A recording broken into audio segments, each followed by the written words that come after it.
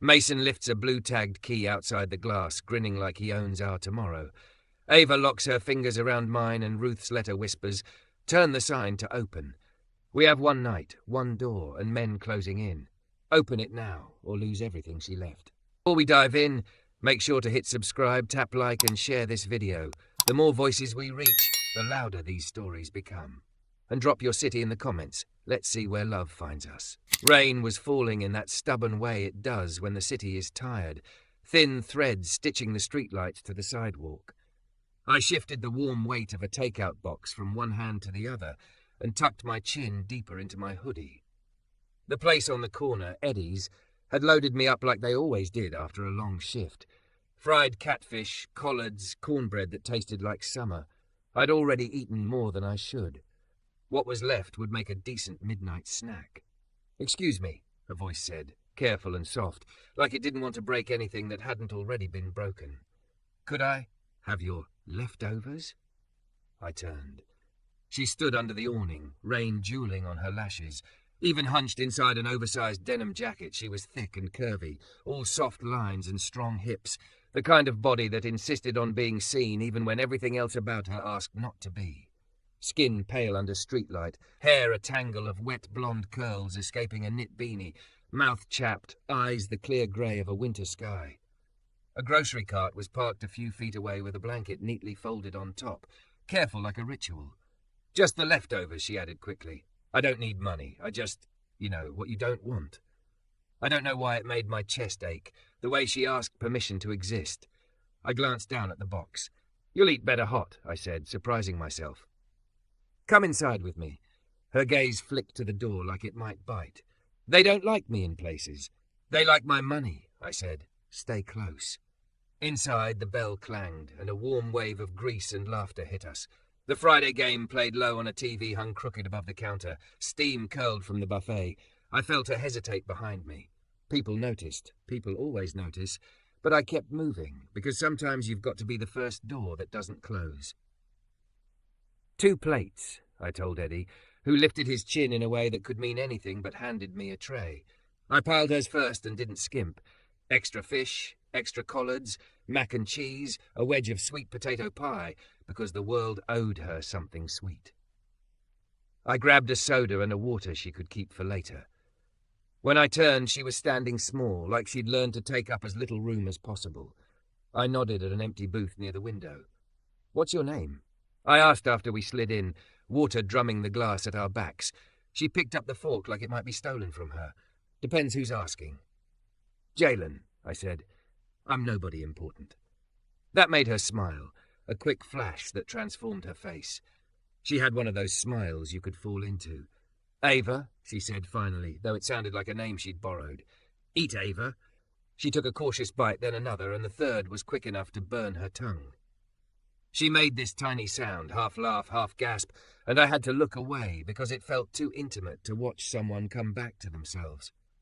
She scraped the foil cup of Mac clean. The curve of her cheek was pretty, even beneath the bruise blooming yellow near her jaw. A ring on her finger, cheap green tarnished, twisted in a restless dance as she ate. "Best part is the skin," she said, and pinched the crisp catfish as if she were teaching me.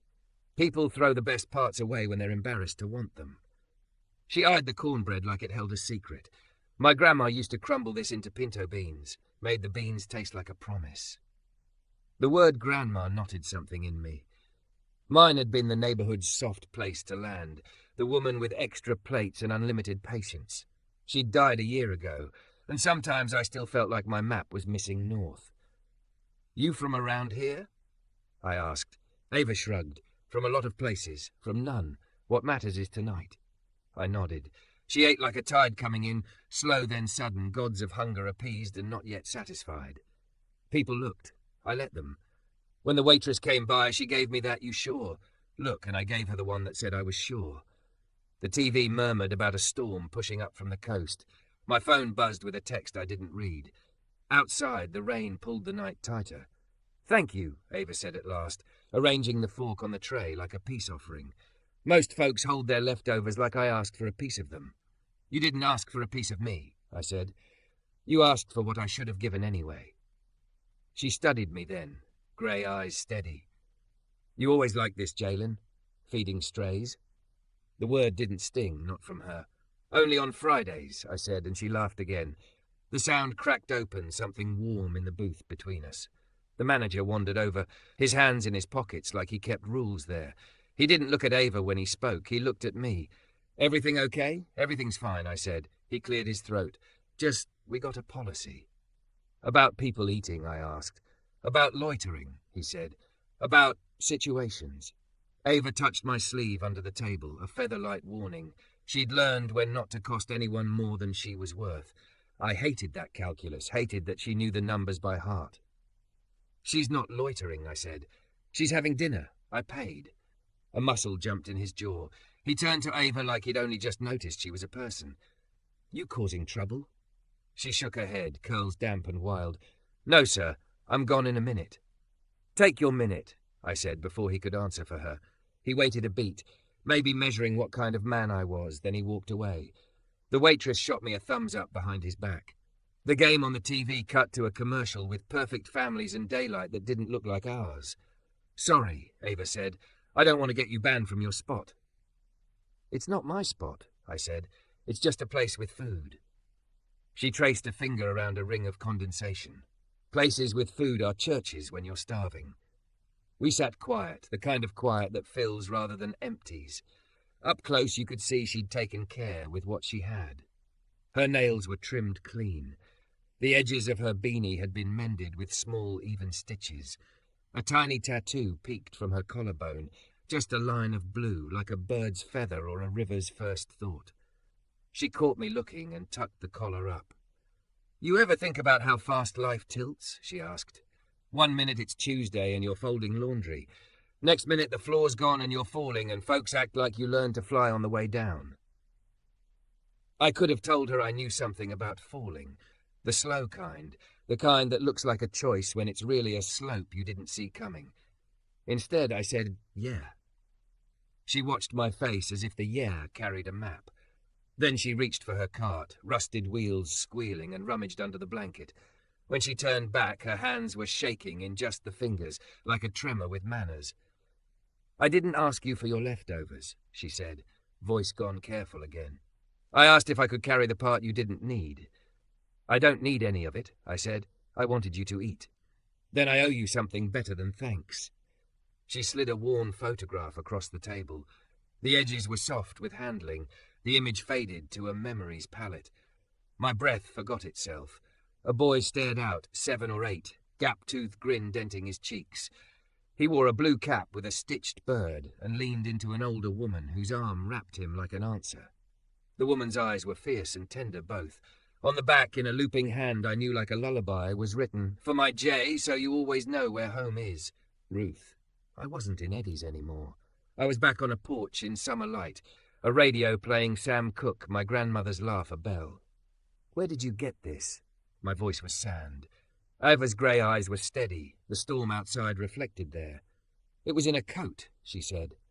"A man handed it to me outside the shelter last winter. Said he found it in the pocket of something from a church drive."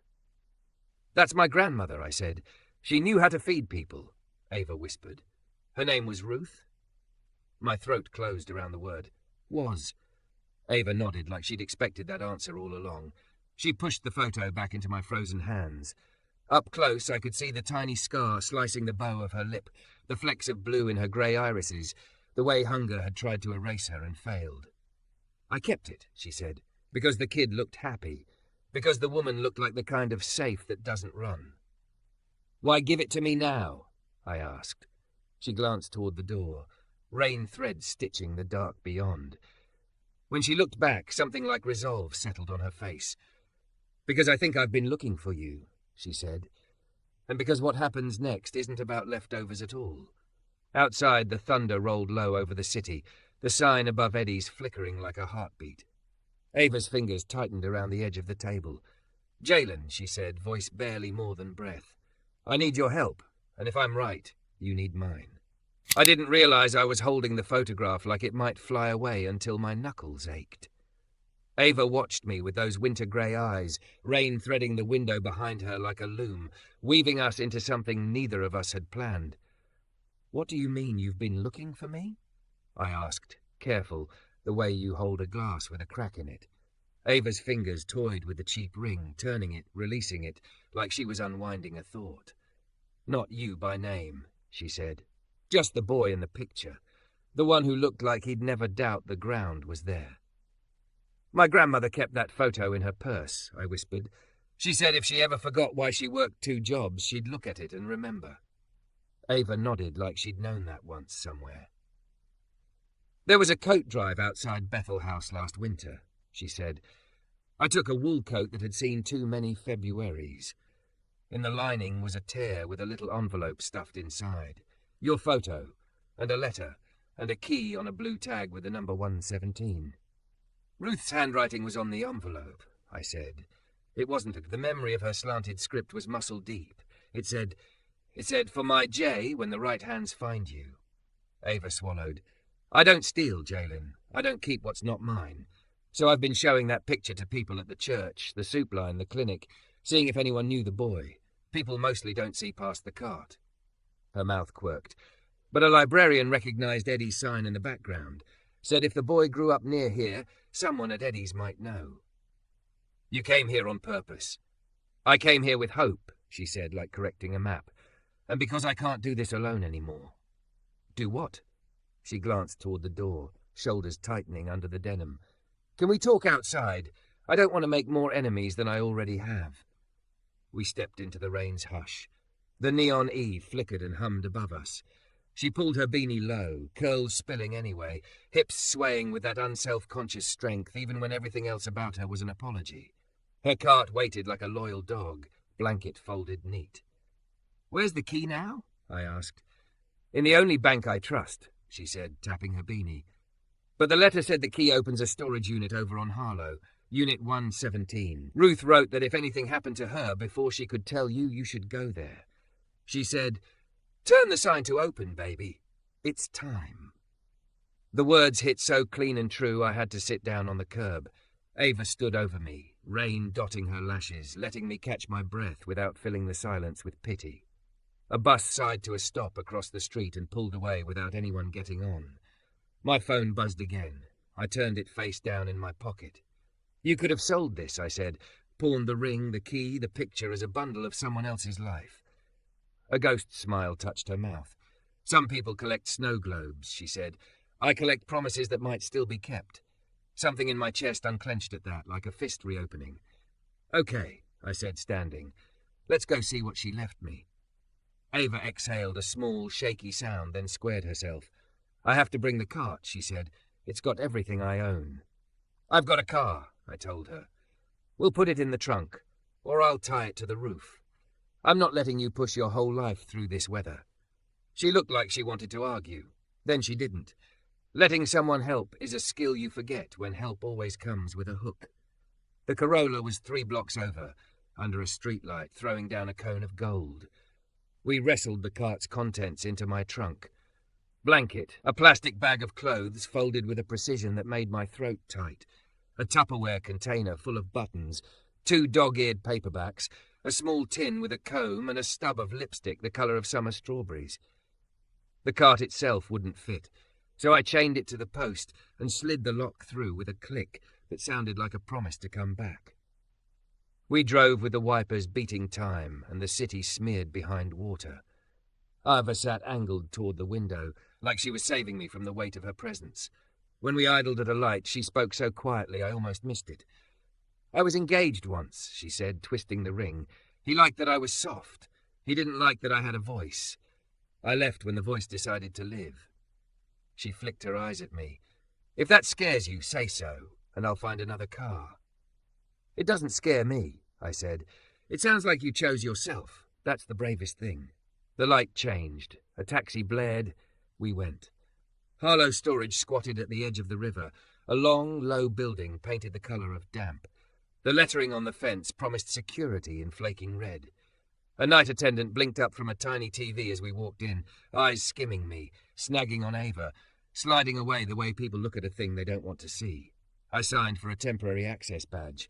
The fluorescent lights hummed like something alive. Row by row, doors rolled past, 92, 93, 94. The concrete floor held the day's chill. When we reached 117, Ava stopped. Her hand shook again, just in the fingers. "You sure?" I asked. "No," she said, and smiled with half her mouth. "But my grandmother used to say the only sure thing is you don't know until you open it." "Mine said that too," I murmured, and the shared myth warmed the hallway a little. Ava pulled the key from a pocket sewn inside her jacket lining. The tag was blue, worn smooth by worry. She slid the metal in. It turned easy, like it had been waiting. The door rolled up with a rattling sigh. Inside a neatness that could only be Ruth. Cardboard boxes labelled in her steady hand. Aprons and notions, photos, early, master. Receipts 9807, Sundays. Against the back wall, a wooden sign leaned, the paint faded but legible. Ruth's table. The ampersand was a small flourish, a wink. I walked to it like you cross a sanctuary aisle. Ava hung back, arms crossed under her chest like she was holding herself together. She was all curve and soft edges, yes, but there was iron under it, a spine that didn't quit.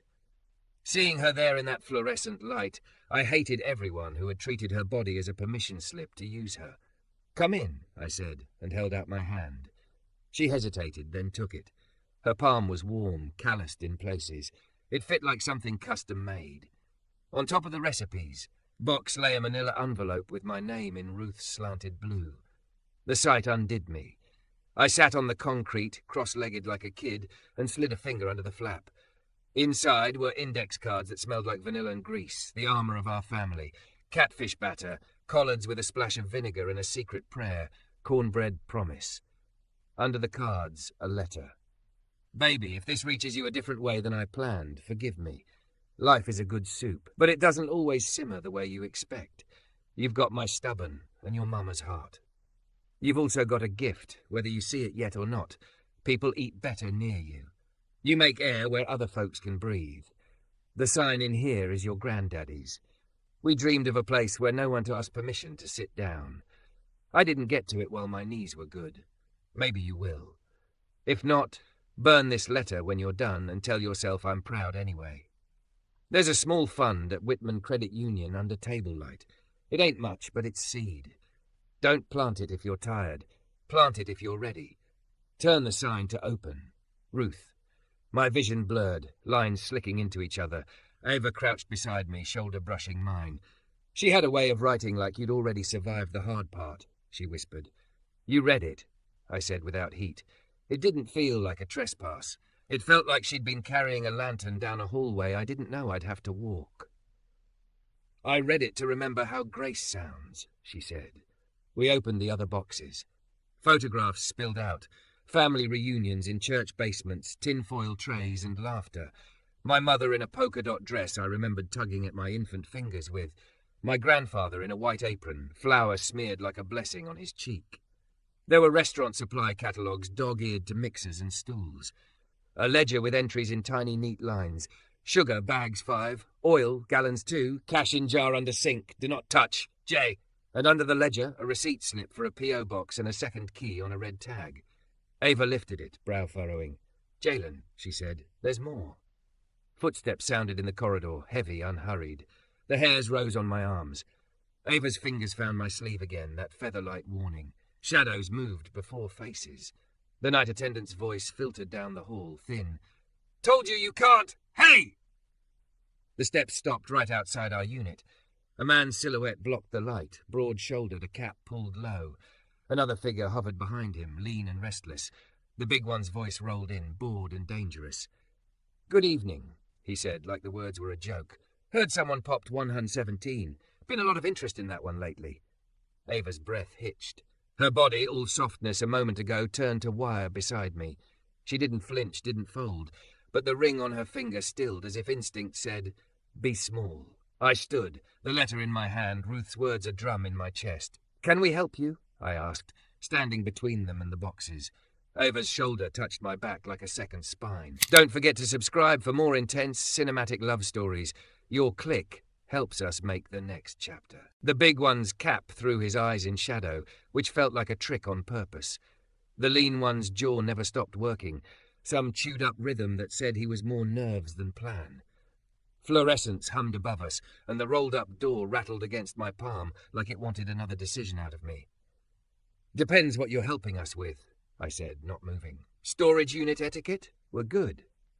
The big man let his gaze slide past me, slow as a hand on a countertop. It landed on the wooden sign propped against the back wall, the one that said Ruth's table in my grandfather's brushed-on serif, and something hungry flickered there. That's a pretty heirloom, he said. Be a shame if it walked off to the wrong mantel. Back off, Mason. Ava's voice didn't tremble.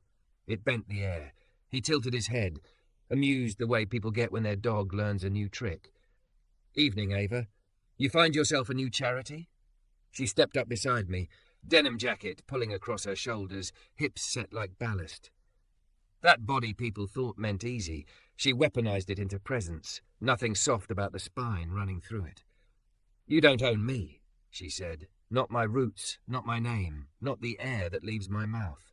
The lean one, Tally, I remembered suddenly, from a night by the river where he'd tried to sell a damp generator for $40, rocked on his heels. He glanced at Mason, then at the boxes, then at me, jittery as a moth. We heard there was something sweet in 117, he said. A lady down at Bethel's been running her mouth. Funny, I said. All I see is paper. Mason smiled without his eyes. Paper can be worth more than gold if it says who owns the gold. His gaze hooked the letter in my hand. Like that. Ava's fingers brushed my elbow, a feather of warning. It said, I know their angles.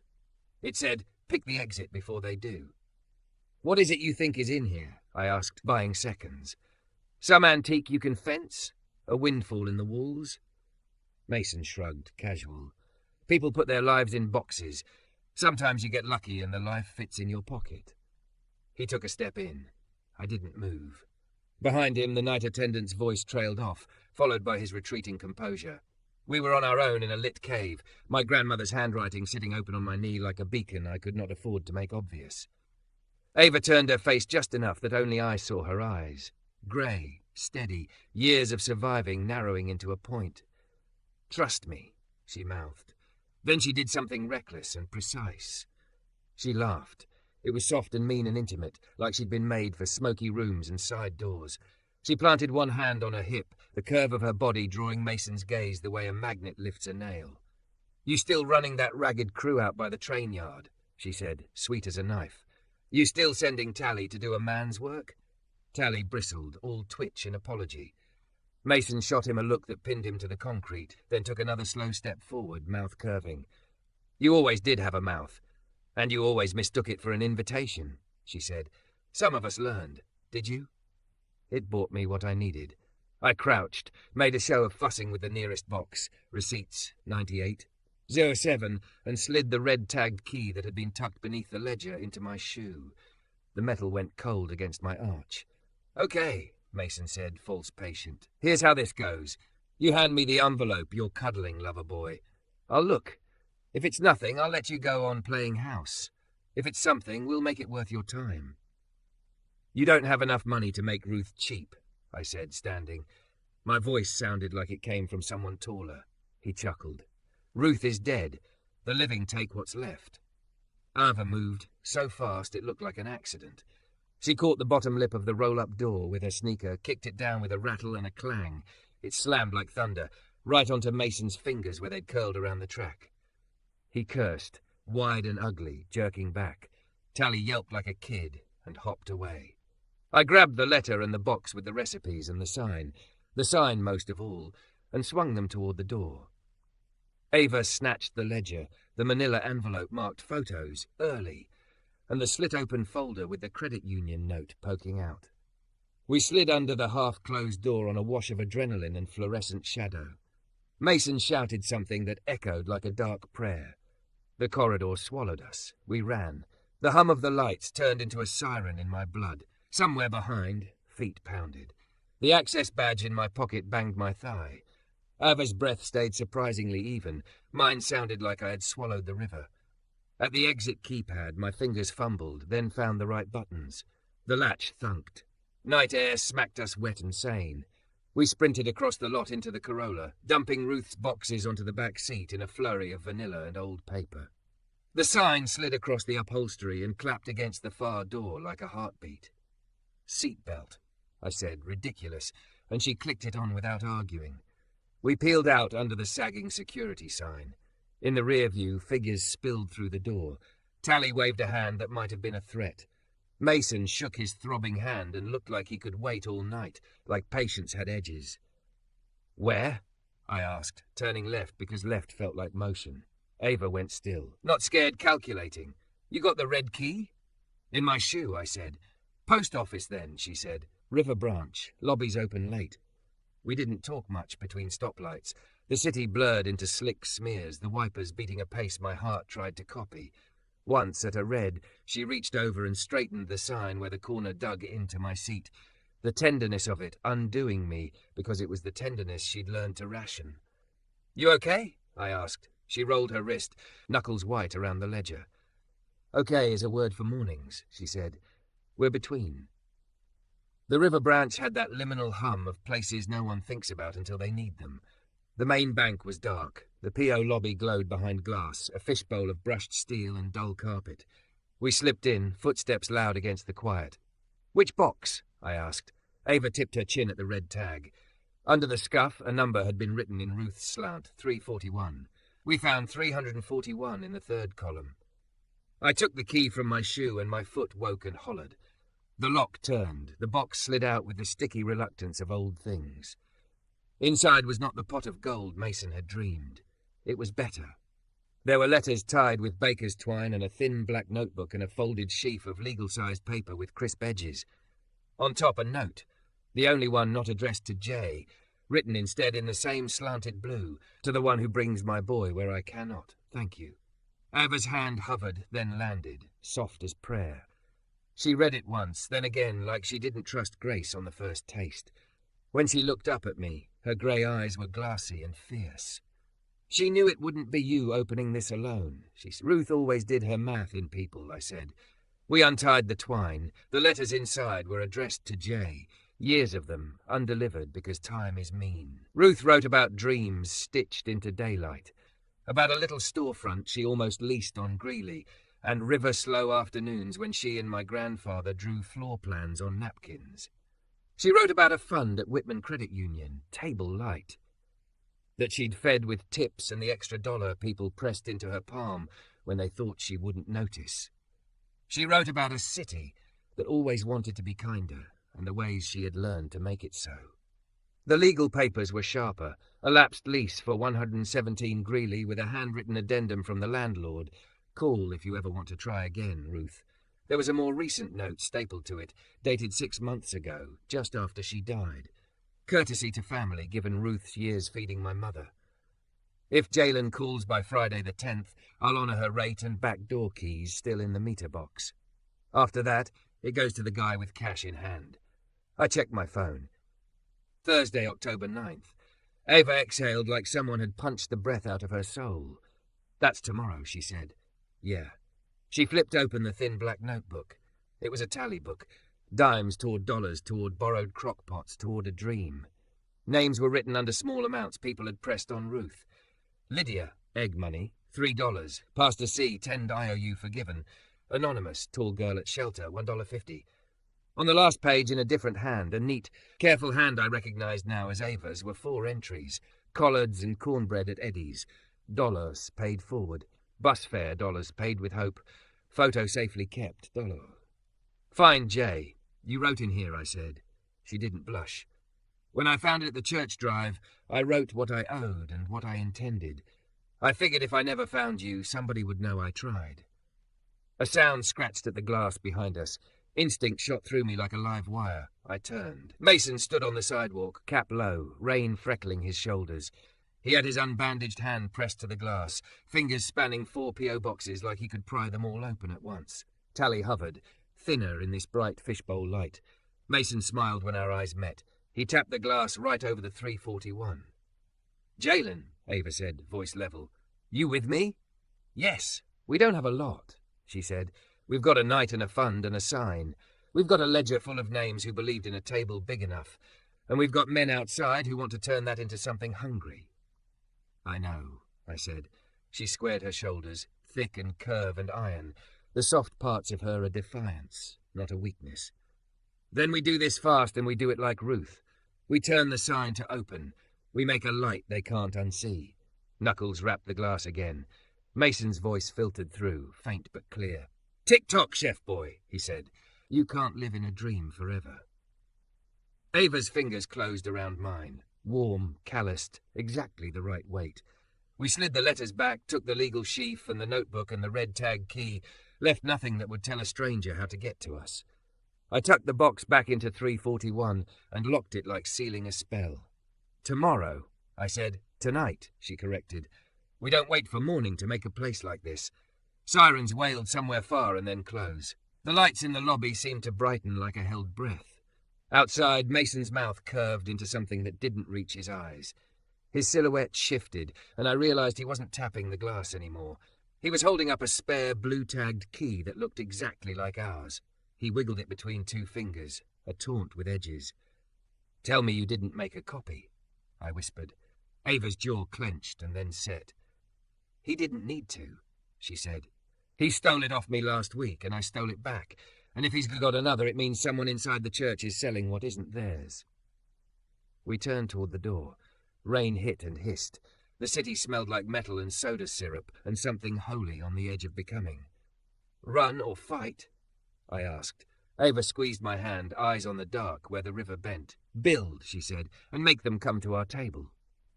We pushed into the wet night, the sign heavy in my arms, the ledger tucked under hers like a prayer book.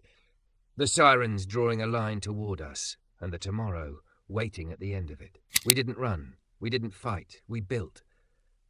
We took the long way to Greeley, steering around the blocks where Mason kept friendly shadows. Rain rinsed the streets clean. The wipers ticked time we didn't have. Ava held the ledger like a heart and read aloud to keep my nerves from chewing through the steering wheel. Tiny names and tiny dollars that, stacked together, sounded like a choir. At 117 Greeley, the storefront sat dark, a mouth closed against the night. The meter box on the brick looked like any other until I pried it open and felt for the cool curve of a key. There it was, a little brass future, warm from my palm in seconds. Ava's body bumped mine as we leaned close. The soft strength of her was an anchor, not a distraction. She looked up through damp curls and grinned, the kind of grin that makes risk feel like a door. "Ready?" she asked. "No," I said, and meant yes. Inside smelled like dust and old sunlight. Scuffed tile, a few metal stools stacked like sleeping stalks. A pass-through window where a counter used to be. We stood in the center and listened to the building remember us. When I hung the wooden sign against the back wall, the room changed. It felt like somebody had turned a porch light on in my ribs. Ava rolled her shoulders, hips set wide like a dock that knew it held boats safe. "We need light, heat, water, a pan, and something that tastes like a promise," she said. "Call Whitman first." Whitman Credit Union's after-hours message gave me an emergency number. A sleepy manager picked up on the second ring. I said Ruth's name and the account name, Table Light, and his voice sat up straight even if his body didn't. "A temporary release," he said, "for deposits and incidentals. Verification at 9 a.m. He'd meet us himself." "Your grandma made my wedding cake," he added, and I could hear the smile. "I always figured I'd pay her back. I guess I'm late." We flicked on breakers until the fluorescents buzzed alive. The hiss of the old gas range made my lungs relax. I set a pot on a burner like an offering. Ava dug through the storage closet and came back with a dented skillet and a roll of trash bags like a victory flag. "Eddie's," I said, grabbing my phone. Eddie answered with, "Why do I smell trouble?"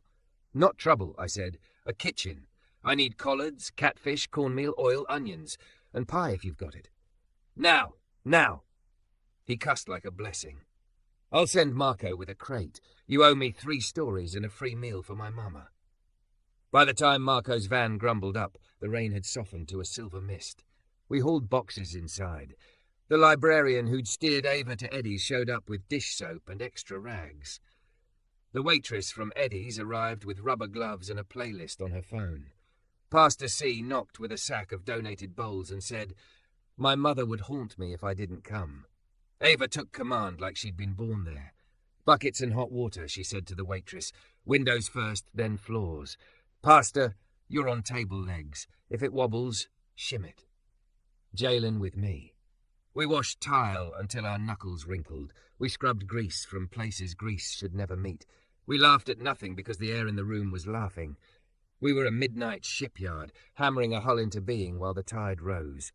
When sleep would have made reasonable people quit, Ava started the collards. She cut onions with a rhythm that made me want to learn that exact song. Vinegar hissed in the pot.